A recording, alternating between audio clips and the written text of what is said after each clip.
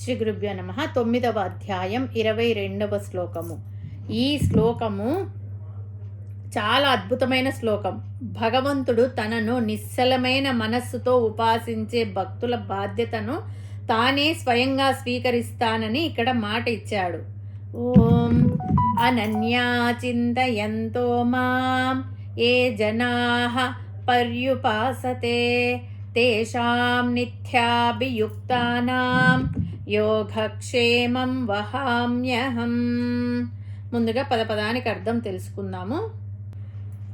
అనన్య వేరే ఆలోచన లేకుండా, చింతయంతః నిరంతరం స్మరిస్తూ, మాం ఏ జన ఏ భక్తులైతే నన్ను, పర్యుపాసతే సంపూర్ణ భక్తితో సేవిస్తారో, తేషాం వారికి, నిత్యాభియుక్తానాం ఎల్లప్పుడూ నాతో అనుసంధానమై ఉన్నవారికి, యోగ అంటే లేనిదాన్ని సమకూర్చడం, క్షేమం ఉన్నదాన్ని కాపాడడం, వహామి నేను భరిస్తాను బాధ్యత తీసుకుంటాను, అహం నేను.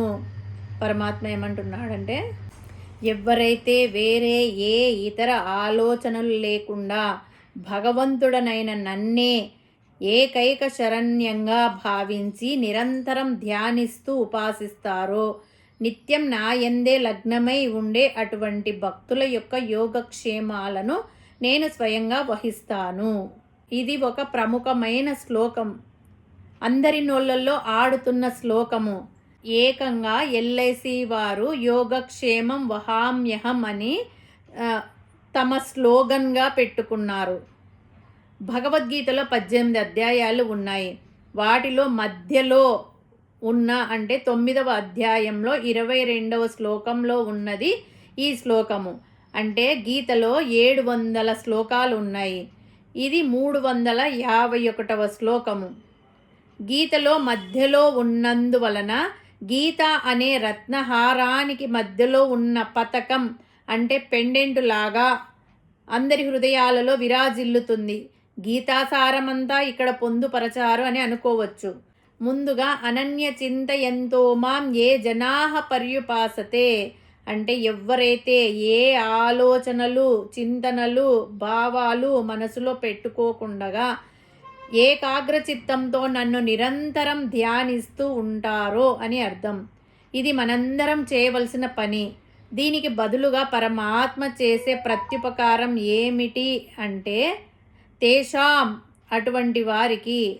ఎటువంటి వారికి అంటే మరలా చెబుతున్నాడు, నిత్యాభియుక్తానాం అంటే ఎల్లప్పుడూ నాయందే తన మనస్సును లగ్నం చేసిన వారికి పరమాత్మ ఏం చేస్తాడంటే, యోగక్షేమం వహామ్యహం అంటే వారి యోగము క్షేమము నేను చూస్తాను. యోగం అంటే లేని దానిని సమకూర్చుకోవడం, క్షేమం అంటే ఉన్నదానిని చక్కగా రక్షించుకోవడం.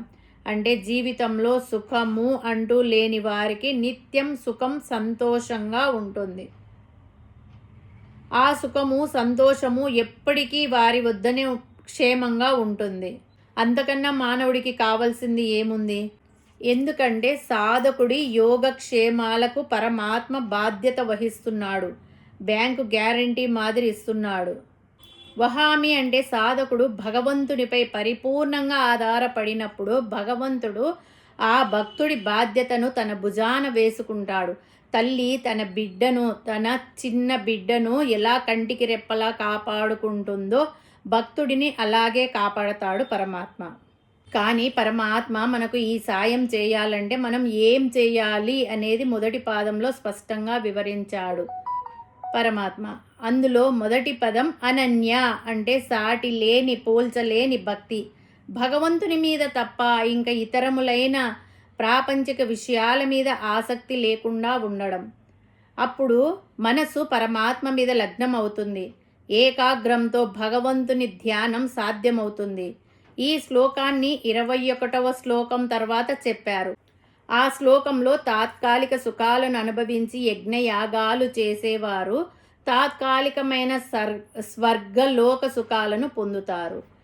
ఈ శ్లోకంలో అలా కాకుండా పరమాత్మ మీద ఏకాగ్ర చిత్తము కలిగి ఉండాలి అని చెబుతున్నాడు. వీటి మధ్య తేడా గ్రహించాలి. 21వ శ్లోకంలో వాళ్ళు సకామ కర్మలు, కోరికలతో కూడిన కర్మలు చేస్తారు, పుణ్యం కోసం చేస్తారు, ఆ పుణ్యఫలం అనుభవిస్తారు. ఈ శ్లోకంలో వాళ్ళు అనంతమైన సుఖం కోసం పరమాత్మ మీద అనన్యమైన చింతన కలిగి ఉంటారు. ఇదే తేడా. మానవులలో ఉన్న భక్తి 3 రకాలని ఇదివరకే చెప్పుకున్నాం. కొందరు తమకు ఆపద కలిగినప్పుడే, కష్టం కలిగినప్పుడే భగవంతుణ్ణి ప్రార్థిస్తారు, వారిది ఆర్తి భక్తి. మరికొందరు ప్రాపంచిక విషయాలు, ధన సంపాదన, సుఖాల కొరకు ఇటువంటి వారు దేవుడి మీద భక్తి చూపిస్తారు. కొంతమంది ఎవరు కోరికలు తీరిస్తే వారిని పూజిస్తారు, అది కాసేపు పూజ, మరలా ప్రాపంచిక విషయాలు. కోరికలు తీరగానే భగవంతుని గురించి ఆలోచించరు. మరలా ఏదైనా కష్టం వచ్చినప్పుడు, కోరికలు తీరాలి అని అనుకున్నప్పుడు వారి ఇష్టదైవాన్ని పూజిస్తారు. వీరిని ఆర్తులు, అర్థార్థులు అని ఇంతకుముందు చెప్పాడు పరమాత్మ. 3వ రకం వారు అనన్య భక్తులు. వీరికి పరమాత్మ తప్ప మరొక ఆలోచన ఉండదు. తనను తాను పూర్తిగా పరమాత్మకు అర్పించుకుంటాడు. అతను ఎక్కడ ఏ పని చేస్తున్నా మనసు మాత్రం పరమాత్మ మీదే లగ్నమై ఉంటుంది. ఈ రకం భక్తుల గురించి పరమాత్మ ఈ శ్లోకంలో చెప్పాడు. కానీ ఆఖరు 4 పదాలు చదివి అంతా భగవంతుడే చూసుకుంటాడు, నేను చెయ్యక్కర్లేదు అనే వారిని గురించి కాదు. దీనికి ఉదాహరణగా కుచేలుడిగా పేరుగాంచిన సుధాముడు, అర్జునుడు చక్కని ఉదాహరణలు. కృష్ణుడు అర్జునునికి సారథిగా ఉండడానికి కూడా అంగీకరించాడు. ఆయన యోగక్షేమాలు తన్నవిగా మీద వేసుకున్నాడు. కుచేలుడు తాను కృష్ణుడు వద్దకు వెళ్ళి కూడా ఏమీ అడగకుండానే తిరిగి వచ్చేశాడు. కానీ కుచేలునికి సకల సంపదలు సమకూర్చాడు పరమాత్మ. అలాగే గజేంద్రుడు నీవే తప్ప నిత పరంబెరుగా అంటూ ఎలుగెత్తి అరిచాడు. ప్రహ్లాదుడు శ్రీహరి కోసం తండ్రిని ఎదిరించి నిలిచాడు, చావుకు కూడా భయపడలేదు, అన్ని కష్టాలు ఆనందంగా భరించాడు. భక్తి అంటే ఇలా ఉండాలి.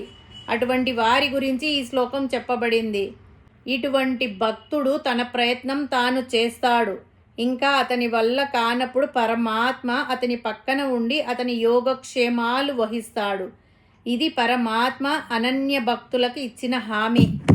మరి ఈ అనన్య భక్తులు ఏ కులము, ఏ జాతి వారు అని సందేహం వస్తుంది. దానికి సమాధానమే ఏ జనాహ అంటే ఏ జనులు అని సంబోధించాడు. అంటే కులము, జాతి, ధనిక, పేద, ఆడ, మొగ అని అనలేదు.